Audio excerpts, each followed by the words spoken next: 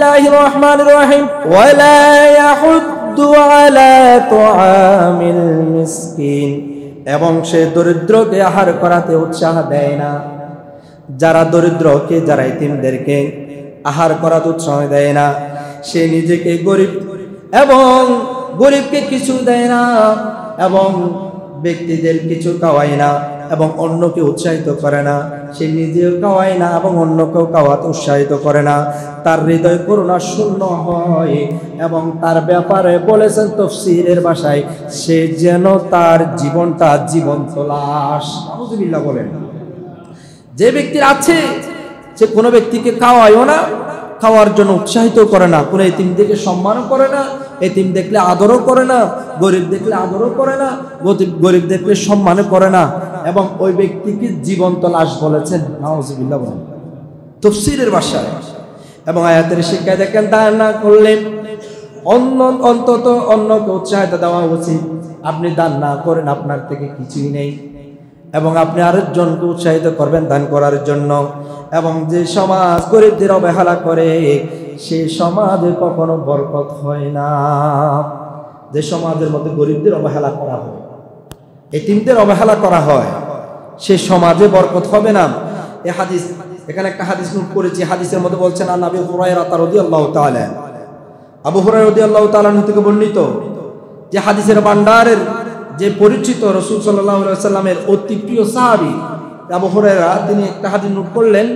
আমার রাসূল সাল্লাল্লাহু আলাইহি ওয়াসাল্লাম ইরশাদ করলেন, অর্থাৎ এই ওহীর বাণী সরাসরি আল্লাহর ওহী বলে এটা বহন করেছেন। যেমন দেখেন, ইয়া আবু হুরায়রা, হে আবু হুরায়রা, নবী সাল্লাল্লাহু আলাইহি ওয়াসাল্লাম কত আপন করে ডেকেছেন। দেখেন, যেন এক পিতা ও সন্তানের দিকে মমতা ছুড়ে দিয়েছে। সুবহানাল্লাহ বলুন।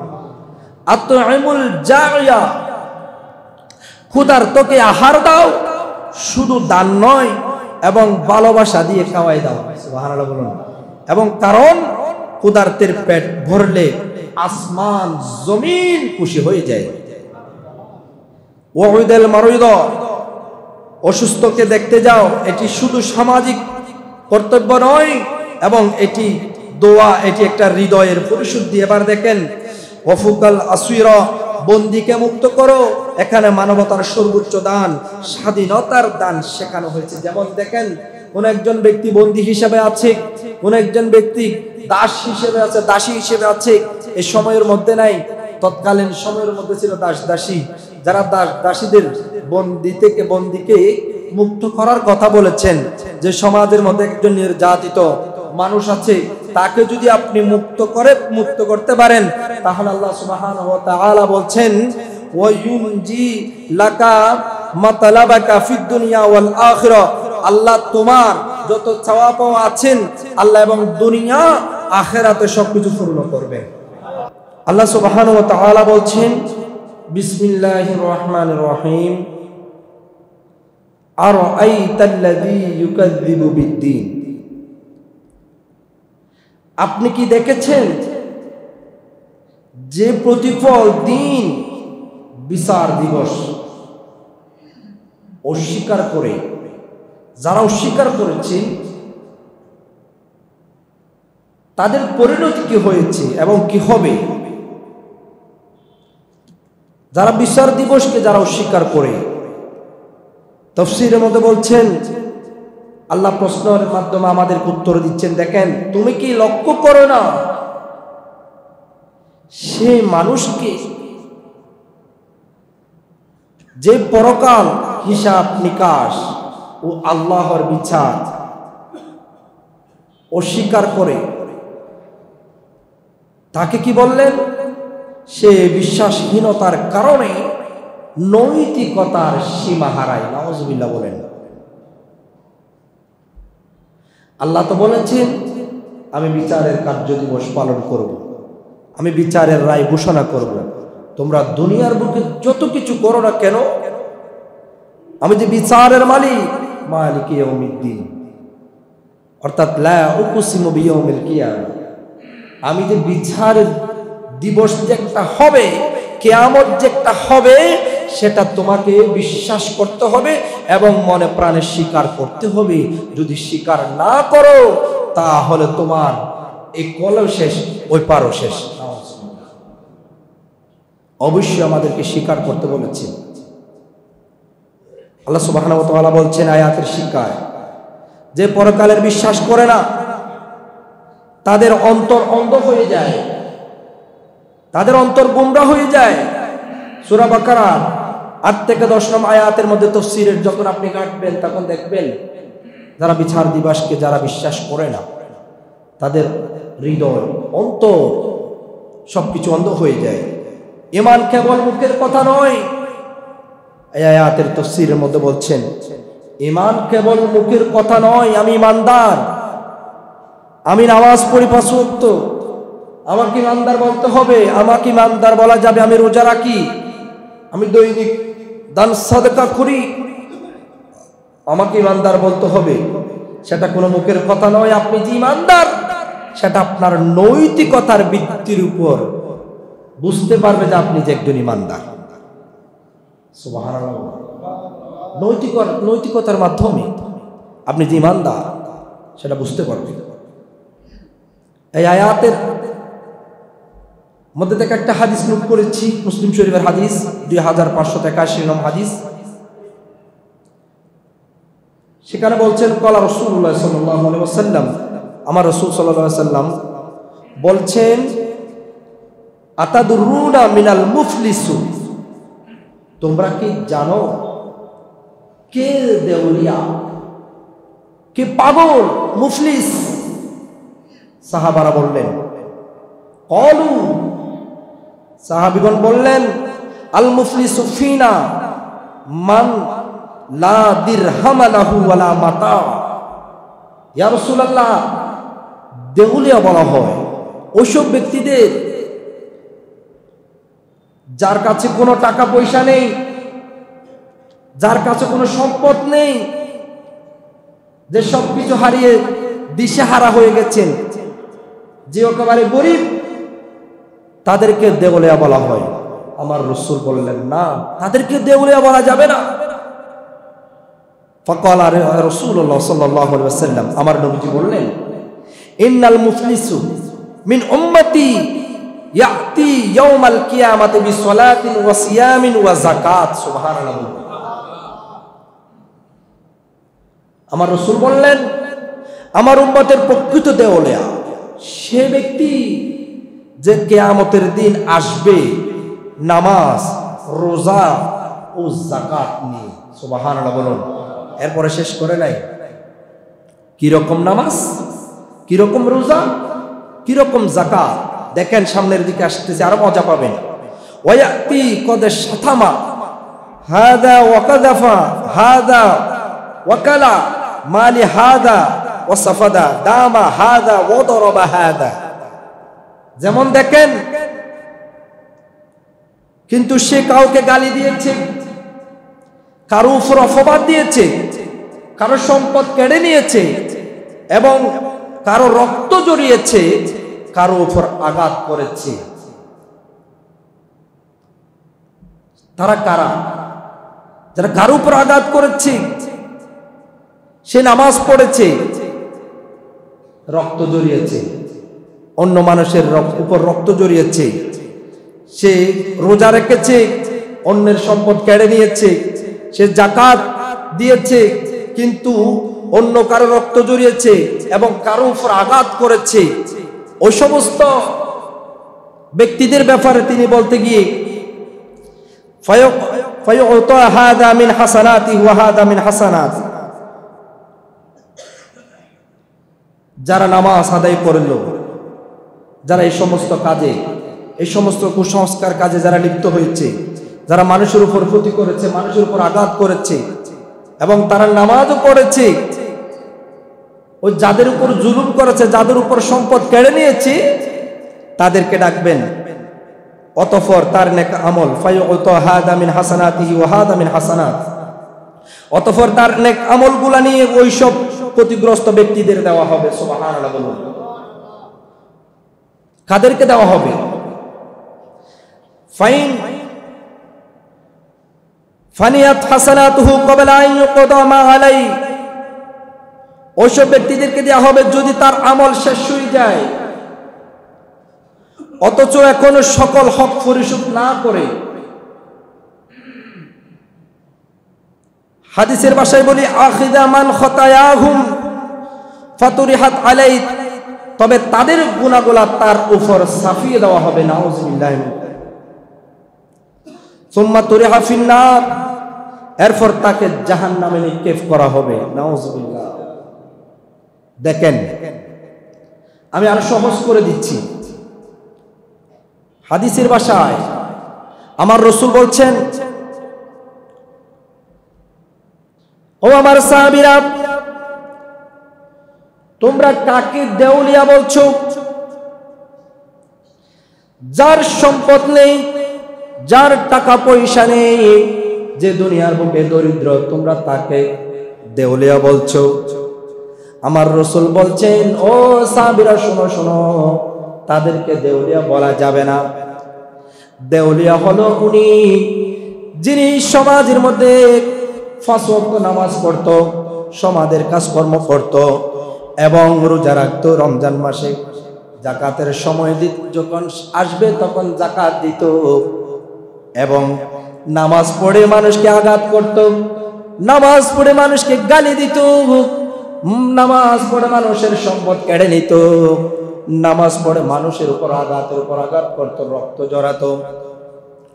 ওই সব ব্যক্তিদের যখন আমার সামনে আসবে, আল্লাহর কাঠগড়ার সামনে যখন নিয়ে আসা হবে, আল্লাহ যখন বিচারের ফয়সালা করবেন, আল্লাহ যার উপর জুলুম করেছে, যার সম্পদ কেড়ে নিয়েছে, যাকে গালি দিয়েছে, যার উপর অপবাদ দিয়েছেন, ওই সব ব্যক্তিদেরকে আনবেন।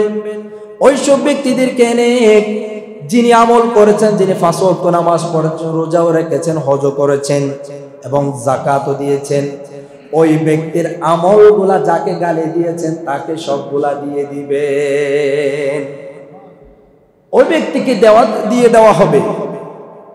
দিতে দিতে দিতে যখন সবকিছু সমাপ্ত হয়ে যাবে, এখনো পর্যন্ত হক পরিশোধ করতে পারে নাই, এখনো পর্যন্ত অর্ধেক বাকি আছে, তখন কি করবেন? যাকে আপনি গালি দিয়েছেন, যাকে আপনি আঘাত করেছেন, যার হক নষ্ট করেছেন, যাকে আপনি অপবাদ দিয়েছেন, যার উপর রক্ত জড়িয়েছেন, ওই ব্যক্তি দেখি যত গুনাহ আছে আপনার আমল নামায় সব গুনাহ দিয়ে দিবে, নাউযুবিল্লাহ। আমার রাসূল কি বলছেন এবার দেখেন, দেউলিয়া যারা কিয়ামতের দিন সবকিছু হারাই ফেলবে কিন্তু আমল করবে, ওইসব ব্যক্তিদেরকে দেউলিয়া বলা হয়েছে। এরপর দেখেন, সবকিছু হারিয়ে এত কিছু আমল করার পরেও সেই মানুষের উপর মানুষ আঘাত করেছে, সবকিছু হারিয়ে তাকে আবার জাহান্নামে নিক্ষেপ করা হবে।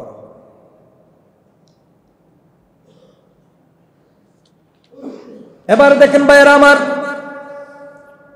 হাদিসের শিক্ষার মধ্যে দেখেন, দিনদার প্রকৃত মানে হলো শুধুমাত্র নামাজ রোজা নয়, মানুষের হক আদায় করা। আপনার থেকে যদি কেউ 1 টাকা পান না কেন, আপনাকে অবশ্যই হক আদায় করতে হবে। যে অন্যায় করে সে পরকালে মিথ্যা গণ্য হবে। মনে করেন আপনি দুনিয়ার বুকে অন্যায় করেছেন, দুনিয়ার বুকে আপনি জুলুম করেছেন, দুনিয়ার বুকে মানুষকে আঘাত করেছেন, এখানে কিন্তু পার পেয়ে যাচ্ছেন। আল্লাহ আপনাকে ক্ষমতা দিয়েছে, আপনি এখানে যে কোনো রকম আপনি চালিয়ে দিচ্ছেন, যে কোনো রকম ভাবে আপনি এড়িয়ে যাচ্ছেন। কিন্তু না না না, যখন আল্লাহর কাঠগড়ার সামনে যাবেন তখন আপনাকে মিথ্যাবাদী হিসেবে সবার সামনে গণ্য করা হবে, নাউযুবিল্লাহ। ভাইরা আমার, হক নষ্ট করা মানে দেউলিয়া। নিজের যে হক যে নষ্ট করেছেন, পাগল পারা হয়ে গেছেন, এটাকে বলা হয় দেউলিয়া। জুলুমের হিসাব কিয়ামতের দিন কঠোর ভাবে নেওয়া হবে। আপনি যেভাবে দুনিয়ার বুকে আরেকজনের উপর জুলুম করেছেন, সেভাবে আল্লাহ সুবহানাহু ওয়া তাআলা আপনাকেও জুলুম করবে, নাউযুবিল্লাহ। এখানে কোনো মনে করেন সেখানে ফয়সালা পাবেন, এটা কোনো দুনিয়ার বুকে আপনি ফয়সালা পাচ্ছেন, দুনিয়ার আইনে আপনি সমাধান পেয়ে যাচ্ছেন। একজন মানুষকে আপনি খুন করেছেন, হয়তোবা কয়েক মাস থেকে আপনি একজন সম্ভ্রান্ত পরিবারের ছেলে হিসেবে বা একজন নেতার ভাই হিসেবে, আপনি একজন নেতা হিসেবে আপনাকে 1 মাস পরে নিয়ে আসা হলো না, আল্লাহ সুবহানাহু ওয়া তাআলা সেটা করবেন। আপনি একজনকে খুন করেছেন, সে খুনের বদলে আপনাকে খুন করা হবে, এটা মনে রাখবেন। এবার আসেন ভাইরা, দ্বিতীয় আয়াতে আল্লাহ সুবহানাহু ওয়া তাআলা বড় চমৎকার করে বললেন, বিসমিল্লাহির রহমানির রহিম, ফাযালিকাল্লাযী ইয়াদুউল ইয়াতীম। সে তো সে যে ব্যক্তি যে অনাথকে তাড়িয়ে দেয়, যে অনাথকে এতিমকে তাড়িয়ে দেয়। আয়াতের তাফসীর মানে দেখেন, মানে জোরে ঢেলে দেওয়ায়।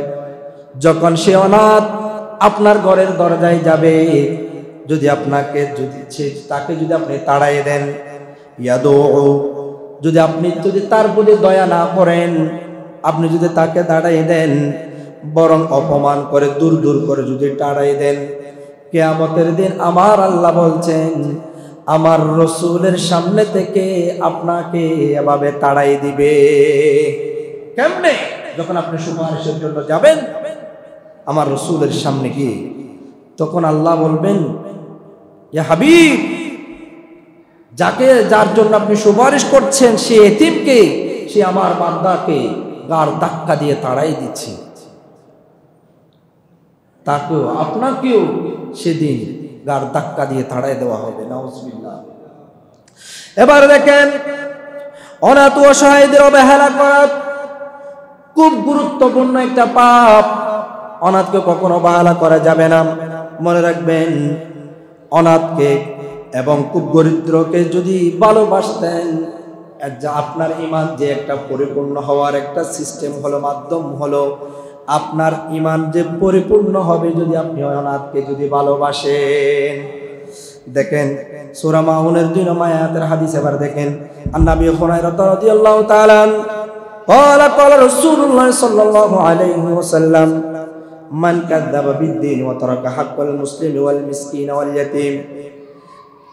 আবু হুরায়রা রাদিয়াল্লাহু তাআলা থেকে বর্ণিত হাদিস, রাসূলুল্লাহ সাল্লাল্লাহু আলাইহি ওয়াসাল্লাম ইরশাদ করলেন, যে ব্যক্তি ধর্মকে মিথ্যা বলে এবং মুসলিম দরিদ্র এতিমের অধিকার উপেক্ষা করে। ধর্মের মধ্যে বলা হয়েছে মানুষকে ভালোবাসার জন্য, ইসলাম ধর্মে বলা হয়েছে মানবতার সহায়তা হওয়ার জন্য, ইসলাম ধর্মে বলা হয়েছে মুসলিম দরিদ্র যারা আছে তাদেরকে মহব্বত করার জন্য, তাদেরকে বুকে জড়িয়ে দেওয়ার জন্য। সেই ধর্মকে যদি আপনি অবজ্ঞা করেন, সেই ধর্মকে যদি আপনি ঘৃণা করেন, সেই ধর্মকে যদি আপনি না মানেন, ফালা ইয়াকবালুল্লাহু আমালু, আল্লাহ তার কোনো আমল গ্রহণ করবে না।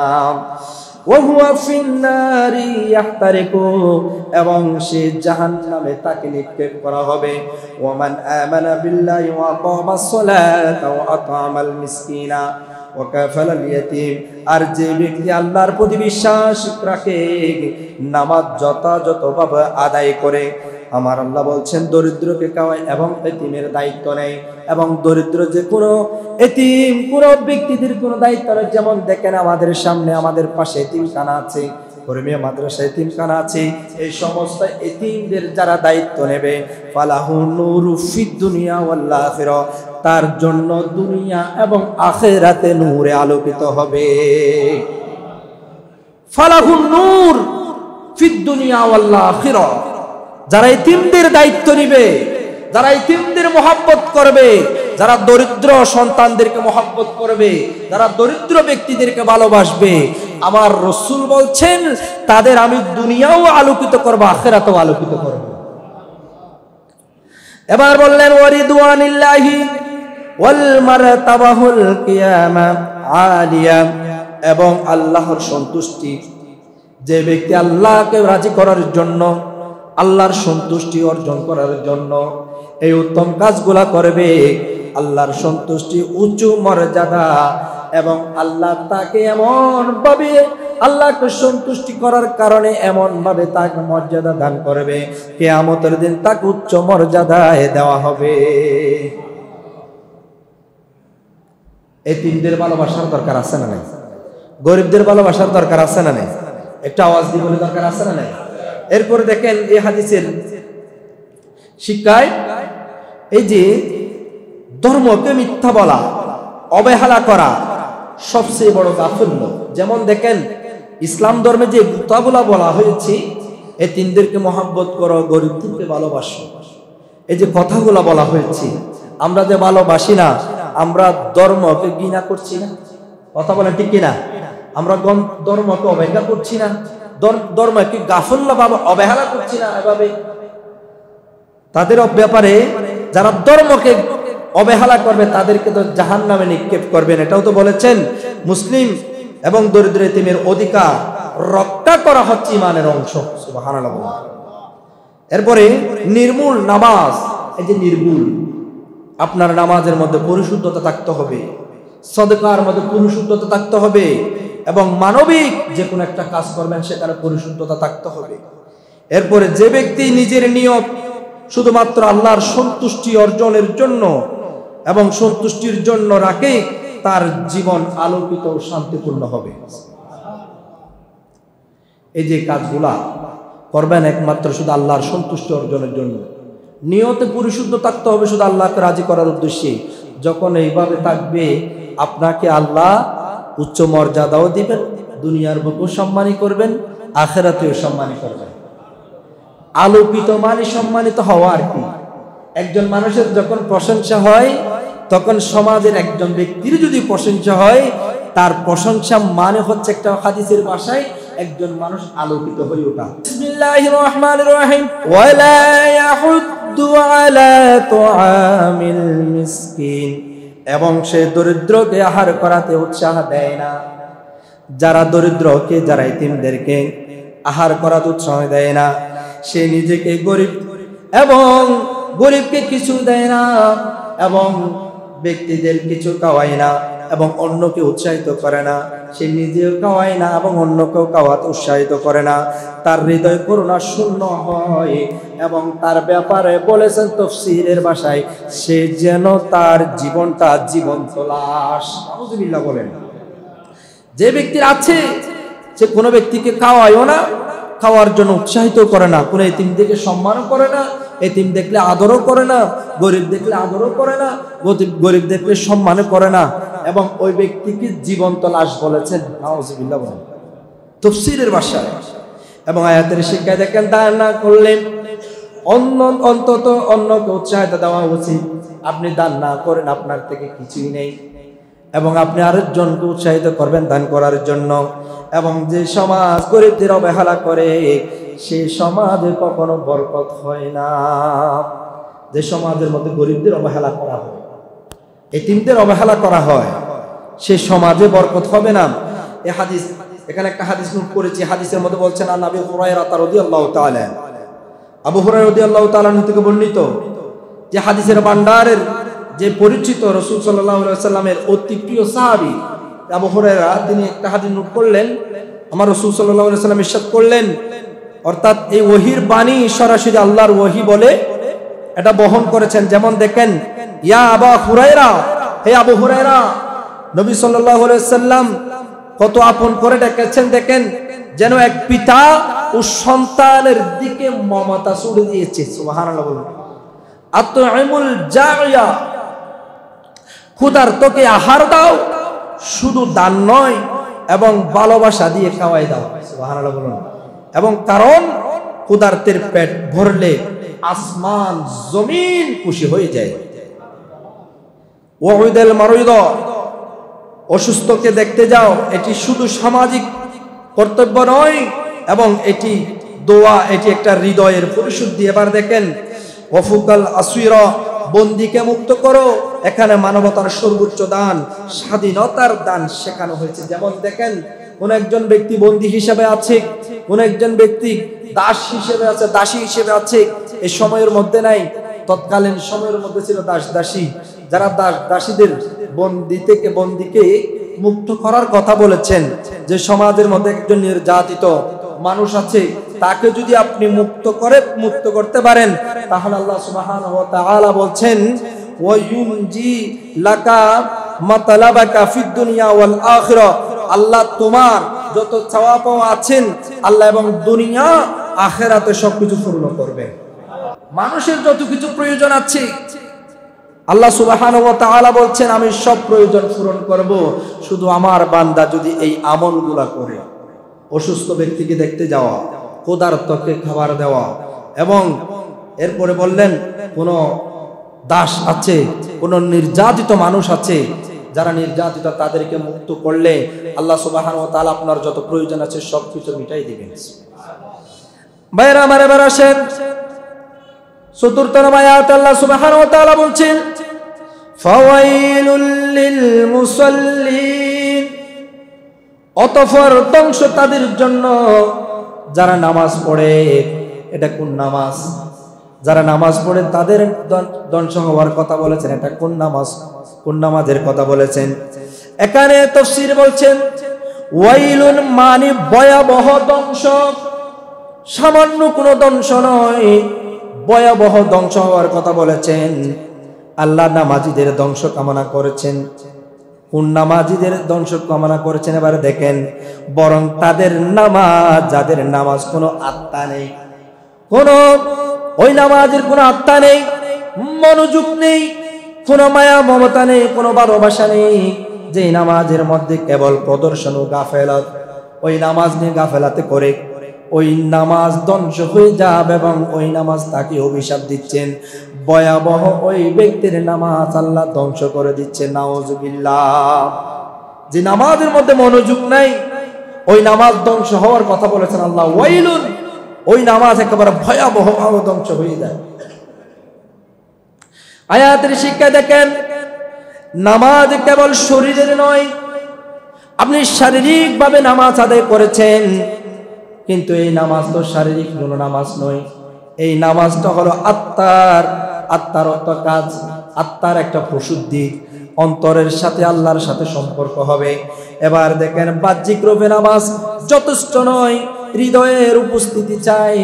আপনার যে অন্তরটা আছে, আপনার যে হৃদয়টা আছে, এই হৃদয়টা নামাজের মধ্যে আসার কথা বলেছেন, বাহ্যিকভাবে নামাজ নয়। এবং এই নামাজের মধ্যে মনোযোগী হতে হবে। এরপরে বললেন সূরা মাউনের 4 নম্বর আয়াতের একটা হাদিস নোট করেছে আবু দাউদ শরীফের 864 নম্বর হাদিসে বলছেন, আন নবী হুরায়রা রাদিয়াল্লাহু তাআলা قال رسول الله صلى الله عليه وسلم فيقول, আবু হুরায়রা বললেন, নোট করলেন, আমার রাসূল সাল্লাল্লাহু আলাইহি ওয়াসাল্লাম ইরশাদ করলেন, আউয়ালু মা ইউহাসাবু বিহিল আবদু ইয়াউমাল কিয়ামাতি as-সালাহ। এই হাদিসটা তো আপনারা সবাই জানেন, বেশিরভাগই জানে। এখানে আলহামদুলিল্লাহ এডুকেট পারসন অনেক ব্যক্তিরা আছেন। আপনারা অবশ্যই জানেন কিয়ামতের দিনে বান্দার প্রথম হিসাব নেওয়া হবে তার নামাজের ব্যাপারে, ঠিক কিনা? প্রথম নামাজের হিসাব নেবেন। এরপরে বললেন ফাইন সলহু সলাহাতাল সলহু সাইর আমালি, যদি তার নামাজ ঠিক থাকে তাহলে তার অন্যান্য আমলও ঠিক থাকবে।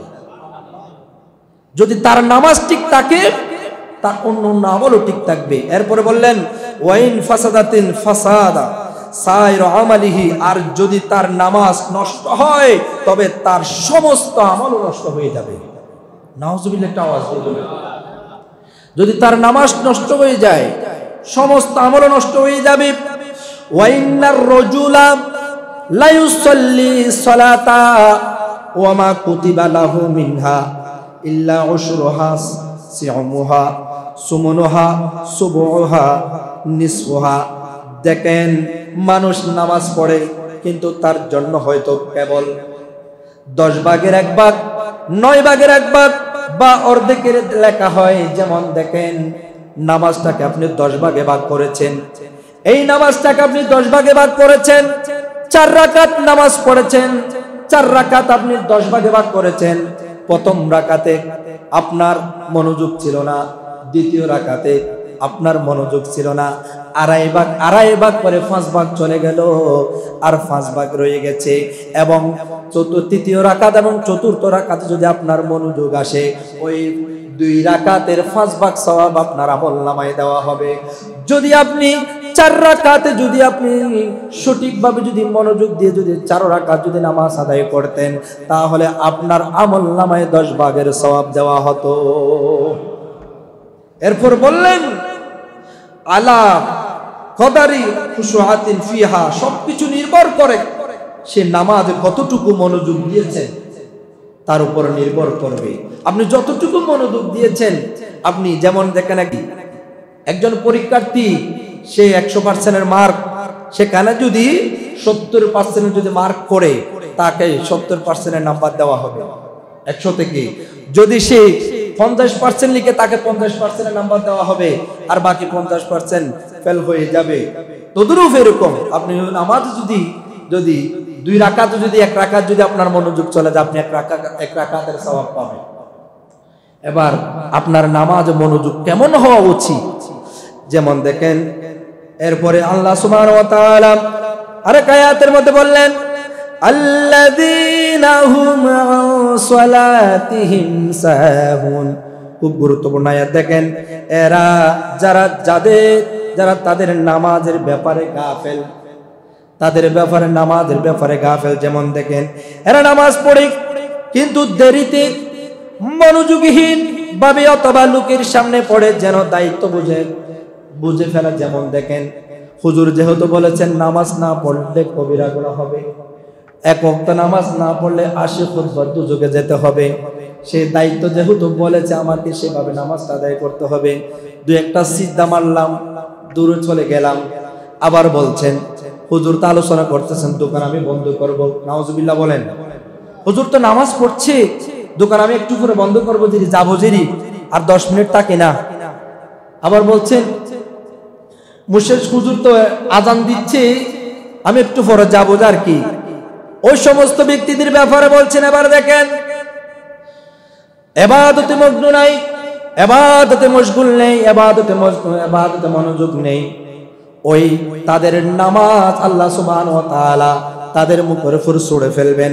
শুধু তাই নয়, 5 নং হাদিসের মধ্যে, বুখারী শরীফের হাদিস 659 নং হাদিস, এই হাদিসে বললেন, আন সাঈদ ইবনে আবি ওয়াক্কাস রাদিয়াল্লাহু তাআলা আনহু ক্বালা রাসূলুল্লাহ সাল্লাল্লাহু আলাইহি ওয়াসাল্লাম, সামি'তু রাসূলুল্লাহ সাল্লাল্লাহু আলাইহি ওয়াসাল্লাম, ইন্নাল মুনাফিকিনা ইউরাউনান নাস। নিশ্চয় মুনাফিকরা মানুষকে দেখানোর জন্য, মানুষকে উদ্দেশ্য করে আমল করে। নাউজুবিল্লাহ। যারা মুনাফিক, ওইসব ব্যক্তিদেরকে মুনাফিক বলেছেন, যারা নামাজে গাফেল, যারা নামাজে আসবো বলে সময় নেই। আবার অনেকেই একাকিত হলে 2-1টা দামদুম এরকম বা হুটহাট করে 2-1টা সিজদা মেরে চলে যায়, কারণ এখানে কেউ দেখে নাই, বা হুজুরের সাথে হলে না, বা দেরিতে আস্তে আস্তে 5 মিনিটের জায়গায় সেখানে 2 মিনিটের জায়গায় বা 10 মিনিট লেগে যায়, এরকম দেরিতে নামাজ পড়তে হয়। এখন আমি যদি একাকিত ভাবে নামাজ পড়ি, 2-1টা 2 কলম মেরে হুটহাট করে ঝরে গেলাম, আপনি চিন্তা করে দেখেছেন? আপনি যে 10 মিনিট বলেছেন আমি যাবো 10 মিনিট আছে, তো সেই 10 মিনিটের মাথায় যদি 9 মিনিটের মাথায় যদি আপনি যদি মারা যান, আপনার তখন কি হবে? এই যে আপনি 10 মিনিটে যে কাজটা করছেন, 10 টাকার বা 100 টাকার একটা আপনি ক্রয় বিক্রয় করছেন, ওই ক্রয় বিক্রয় হয়তো নামাজের পরে করতে পারেন। 1 কোটি টাকার বিজনেস চলে যাচ্ছে, এটা হয়তো নামাজের পরে করা যেতে পারে, সেটা হয়তো অন্যদিন আবার আসতে পারে। আপনার একটা বিজনেস, সেটা অন্যদিন আবার আসতে পারে। আপনি যে 10 মিনিটের মাথায়, যে 9 মিনিটের মাথায় ইন্তেকাল করলেন, আপনার জীবন থেকে যে 1 ওয়াক্ত নামাজ চলে গেল, তখন আপনি ওই পারে গিয়ে কি জবাব দিবেন? এটাই হচ্ছে কোরআনের শিক্ষা। ভাইয়েরা আমার মনে রাখবেন, ইউবাদিরুনা ইন্নাল মুনাফিকিনা ইউরাউনান নাস। নিশ্চয় মুনাফিকরা মানুষকে দেখানোর জন্য আমল করে। ওয়ালা ইয়াযকুরুনাল্লাহা ইল্লা কলিলা। আর তারা আল্লাহকে খুব অল্প স্মরণ করে, একেবারে খুবই অল্প, খুবই কম স্মরণ করে। ইউবাদিরুনাস সালাতা ইযা রাআন নাস।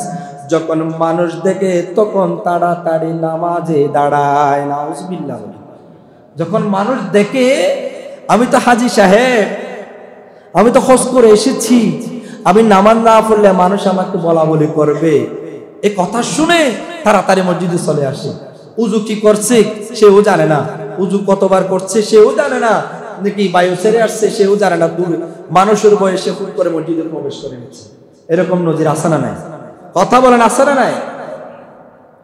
এবার ওয়াইওয়াখরুন নাহাইদা হলো আর একা হলে নামাজ দেরি করে, অবহেলা করে আর একাকিত হলে নামাজ পড়বো যিনি এভাবে পড়তে পড়তে একদিন আপনার হায়াত শেষ হয়ে যাবে। এভাবে পড়বে যেভাবে আপনার একদিন হায়াত শেষ হয়ে যাবে। যখন হায়াত শেষ হয়ে যায়, যে নামাজটার জন্য আপনি গাফেল করেছেন, ওই নামাজটার না পড়ার কারণে আপনাকে জাহান্নামে দেওয়া হবে। নাউজুবিল্লাহ। ওয়ালা ইয়াতুনাহা ইল্লা কুসালা, যারা নামাজে আসে আবার অলসভাবে অনিচ্ছায়, উলাইকা ইখাদিউনাল্লাহু ওয়া খাদিউহুম, তারা আল্লাহকে ধোঁকা দিতে চায়। যারা অনিচ্ছায় আসে, নিজের ইচ্ছায় আসে না এবং মানুষকে দেখানোর জন্য আসে, তারা বলে আল্লাহকে তারা ধোঁকা দিতে চায় এবং আল্লাহ বলেন, অথচ আল্লাহ তাদেরকে ধোঁকা দেয়। আল্লাহ তাদেরকে, যারা আল্লাহকে ধোঁকা দিতে চায়, আল্লাহ তাদেরকে ধোঁকা দেয়। আপনি মনে করেন নামাজে এখানে এসেও দুষ্টামি করছেন, সিজদা দ্বিতীয় দেরি করছেন না। সিজদা থেকে আপনার যখন প্রথম সিজদা দিবেন এবং দ্বিতীয় সিজদা দেওয়ার পূর্বে, তখন আপনাকে এই যে কয়েক সেকেন্ড বা 1 মিনিট ধরেন, সেখানে আপনাকে অপেক্ষা করতে হয়। আপনি সেটাও না করেন, হুটহাট করে চলে গেলেন, হুটহাট করে রুকু দাঁড়ায় দিলেন এবং রুকু থেকে আপনি দাঁড়িয়ে যাচ্ছেন না, সোজা হয়ে না দাঁড়িয়ে হুট করে আবার সিজদার মধ্যে চলে গেলেন।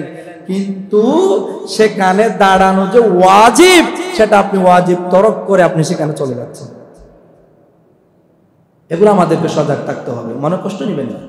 এগুলো আমাদের সজাগ রাখতে হবে। কিভাবে কোন নামাজ পড়লে আল্লাহ খুশি হবেন, আমি এমন ভাবে নামাজটা আদায় করব যে নামাজের মাধ্যমে আল্লাহ রাজি হয়ে যায়, যে নামাজের মাধ্যমে আল্লাহ আমাকে জান্নাত দিয়ে দেয়, যে নামাজের মাধ্যমে আমার রসুলের সুপারিশ হয়।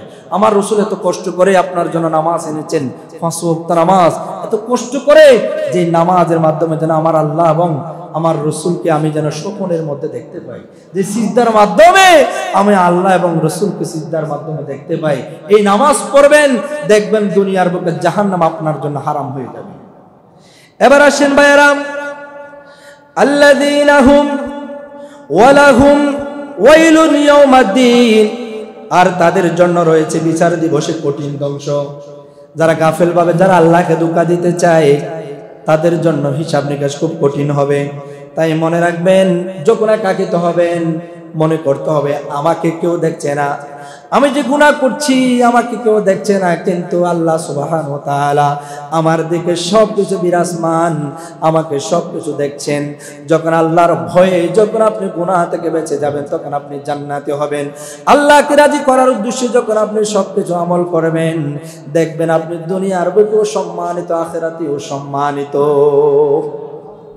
এরপরে আল্লাযীনা হুম ইউরাউন, যারা লোক দেখানোর জন্য কাজ করে, তাদের আমল নিচেও যাবে না, উপরেই উঠবে না, মাঝামাঝি থাকবে।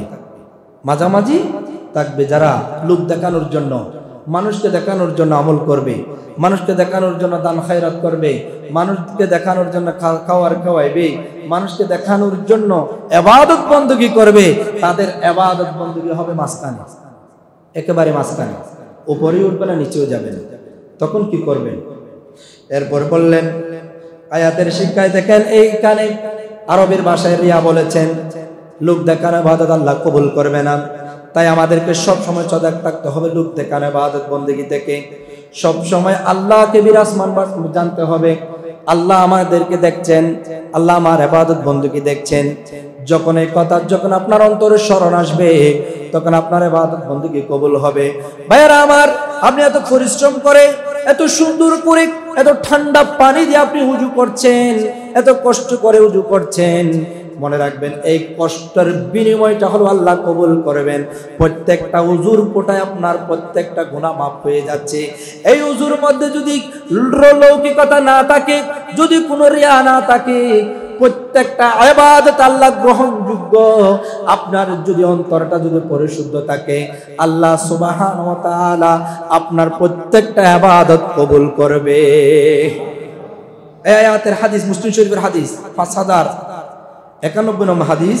আর নবী হুরায়রা রাদিয়াল্লাহু তাআলা রাসূলুল্লাহ সাল্লাল্লাহু আলাইহি ওয়াসাল্লাম বলছেন, ইন্না আউওয়ালান নাসি ওয়া ইউকদি ইয়াউমাল কিয়ামাতি আলাইহি রাজুলাস তুশহিদা। খুব গুরুত্বপূর্ণ হাদিস, মনে রাখবেন। এই যে লৌকিকতার সাথে ইবাদত বندگی করছেন, এ ব্যাপারে মুসলিম শরীফের হাদিসের মধ্যে হাদিস নোট করে বললেন, কিয়ামতের দিনে সর্বপ্রথম বিচার হবে একজন শহীদের। কোন ব্যক্তির? শহীদের। যে শহীদ যদি দুনিয়ার বুকে যদি শহীদ হয়ে যায়, তাকে তো বিনা হিসেবে জান্নাত দিবেন। এখানে তো তার বিচার হওয়ার কেন কথা? দেখেন সামনের দিকে আসে আরো মজা পাবেন। ফাতিয়া বিহি ফাআররাফাহু নি'মাহু ফাআরাফাহা, তাকে আনা হবে, আল্লাহ তাকে তার নিয়ামতগুলো স্মরণ করিয়ে দেবেন, সে তা স্বীকার করবে। আমি যে তোমাকে দুনিয়ার বুকে পাঠাইলাম, তোমাকে এই এই নিয়ামত দিলাম, এই এই রিজিকের ব্যবস্থা করে দিলাম, তখন সবকিছু আল্লাহ তার সামনে নিয়ে আসবেন। তখন তিনি বলবেন ক্বালা ফামা আমিলতা ফিহা, আল্লাহ বলবেন তুমি কি ওই নিয়ামতগুলা দিয়ে কি করেছো? এগুলো আমাদের শিক্ষার দরকার আছে না নাই? আমাদেরকে এগুলা শিক্ষার দরকার আছে না? আল্লাহ বলবেন আমি যে তোমাকে এতগুলা নিয়ামত দিয়েছিলাম, তোমরা এই নিয়ামতগুলা দিয়ে কি করেছো? তখন ওই শহীদ ওই ব্যক্তি বলছেন ক্বালা কতালতু ফিকা হাত্তা তুশহিদতু, সে বলবে আমি তোমার পথে বা ইলাহি, আমি তোমার পথে যুদ্ধ করেছি, এমন কি শহীদ হয়েছি। তখন আল্লাহ বলবেন ক্বালা কাযাবাতা ওয়ালাকিন্নাকা কতালতা লিকতালি জারি, আল্লাহ বলবেন তুমি মিথ্যা বলছো, তুমি যুদ্ধ করেছিলে ঠিকই, যাতে মানুষ তোমাকে সাহসী বলে, যাতে তোমাকে বীর পুরুষ বলে, এই জন্য তুমি মানুষের কাছে প্রশংসিত হওয়ার জন্য তুমি যুদ্ধ করেছো। আমি আল্লাহকে রাজি করার জন্য তুমি যুদ্ধ করে নাই। তখন ফাকদে ফিকিলা, তোমার সে কথা তো ইতিমধ্যে বলা হয়েছে। সুম্মা উমিরা বিহি ফাসহিবা আলা ওয়াজহি হাত্তা উলকিয়া ফিন নার, তার আদেশ দেওয়া হবে, তাকে জাহান্নামের, তার মুখের উপর জাহান্নাম ছুড়ে দেওয়া হবে এবং জাহান্নামের মধ্যে নিক্ষেপ করা হবে। নাউজুবিল্লাহ। এবং শহীদ হন, গাজী হন, চিন্তা করে দেখেন, নামাজি হন, ইবাদত বندگিকারী হন, দানশীল হন, কোন কোন বাসায় আমাকে করতে হবে, কোন কোন নিয়ামতের আমরা শুকরিয়া করতে হবে, এগুলো আপনারা বিবেচনা করেন। সে শহীদ হয়েছিল কেন? তার সাহস, তাকে সাহসিকতা বলার জন্য। আমরা কেন সমাজের মধ্যে বলি না তার অনেক সাহস, সে যুদ্ধের ময়দানে সবার সামনে যায়। সে আদৌ কেছে কেন? সে মানুষের কাছে প্রশংসিত হওয়ার জন্য, সে আল্লাহকে রাজি করার জন্য যায় নাই। তাই মনে রাখবেন, সবকিছুর মধ্যে লৌকিকতা দূর করবেন। লৌকিকতা যেখানে আছে তার আপনার ইবাদত বندگی শেষ। এই যে একজন ব্যক্তি শহীদ হয়েছেন, সেখানে যদি লৌকিকতা থাকে, সবকিছু আল্লাহ ধ্বংস করে দিবেন। তাই আমাদেরকে প্রত্যেক ইবাদত, যত ইবাদত বندگی করব, সবকিছু আল্লাহকে রাজি করার উদ্দেশ্য থাকতে হবে। যত দান করব, সবকিছু আল্লাহকে উদ্দেশ্য করে থাকতে হবে। এবং যত ইবাদত বندگিতে আমরা দিনটা কাটাইবো, এত প্রচন্ড শীতের মধ্যেও রাত বিয়ালিবার যত ইবাদত বندگি করব, আল্লাহকে রাজি করার উদ্দেশ্য যখন থাকবে, ওই ইবাদত কবুল হবে। আপনার যে কষ্ট পরিশ্রম সবকিছু আল্লাহ বিতা যেতে দেবে না, আল্লাহ আপনাকে জান্নাত দিবেন।